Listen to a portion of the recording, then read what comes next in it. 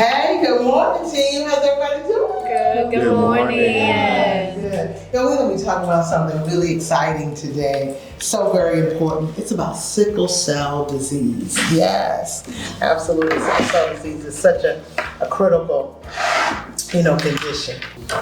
In fact, team, sickle cell is so important that it has a special month that we focus on. So September is Sickle Cell Disease Awareness Month. And so we're going to take a little time to, really discuss this and make sure that we really understand, how the importance of this condition. Welcome to Voices. Voices is HCDI series that stands for Vital Opportunities to Improve Care, Equity, and Sustainability. I'm Drummond, President and CEO of HCD International, and today on Voices, we will be sharing educational content about sickle cell disease, a common inherited blood disorder, and discussing how we can help address the disparities related to it. Yes, good. Mrs. Drummond, what is sickle cell disease? Fatu, I'm so glad you asked that question. So according to the CDC, or the Centers for Disease Control, sickle cell disease is a genetic blood disorder where the red blood cells become rigid and they're kind of shaped like a crescent or a sickle. And this causes blockages in the blood flow, leading to pain, infections, and more serious health conditions. It's really something, to see just how this disease really can affect the red blood cells. That sounds really challenging, Mrs. Drummond. How does sickle cell affect people's day-to-day lives? Sure, so you're exactly right. It is very challenging. Some of the symptoms are anemia. They have anemia, and they have episodes of pain, really excruciating pain. It's delayed growth, it's vision problems, it's swelling in their hands and their feet. And really, there are some very important signs and symptoms that can come along with sickle cell. For individuals living with sickle cell disease, regular visits, with their healthcare provider is very crucial. It's very crucial for them to manage their symptoms, to improve their quality of life. Again, the CDC says that there's approximately 100,000 people that are affected in the United States. And so that's very important that we understand, the magnitude of this condition. Thank you for sharing that with us, Ms. Drummond. What about the health equity lens for sickle cell disease? Great question, Demi. I tell you all got some great questions. And that everything that HCDI does is through the health equity lens. And so when we think about this condition through health equity, clearly sickle cell is impacted by all races, but it is disproportionately impacted by Black and Hispanic populations, and so that's important. And according to the CDC, people with sickle cell disease experience worse health outcomes compared to other conditions, and they typically have access to fewer health resources. In fact, majority of sickle cell disease patients are Medicaid beneficiaries, and less than 70% of doctors in the United States accept Medicaid as their insurance, one of their payers.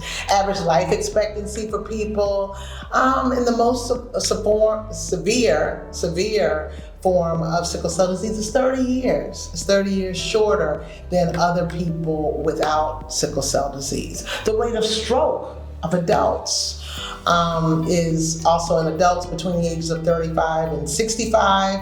Yes, it's 3 times higher in African Americans of similar age without sickle cell disease. And so these are some very important statistics when we think about, this condition through the health equity lens. So team, as healthcare professionals, how can we improve quality care for individuals living with sickle cell? Many sickle cell individuals do not receive the recommended healthcare screenings and treatments. So team, let's share some ideas of how we can address this issue. What are you thinking?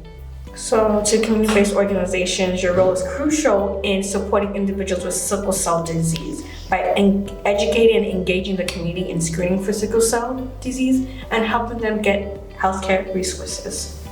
Excellent. That is so very important. I think, especially when we think about the health-related social needs, they oftentimes have needs outside of their medical requirements. Any other ideas? To the health care system, with the limited number of doctors and physicians willing and trained to help people with sickle cell, let's encourage more physicians and help them get the training that they need to serve people that are going through this disease.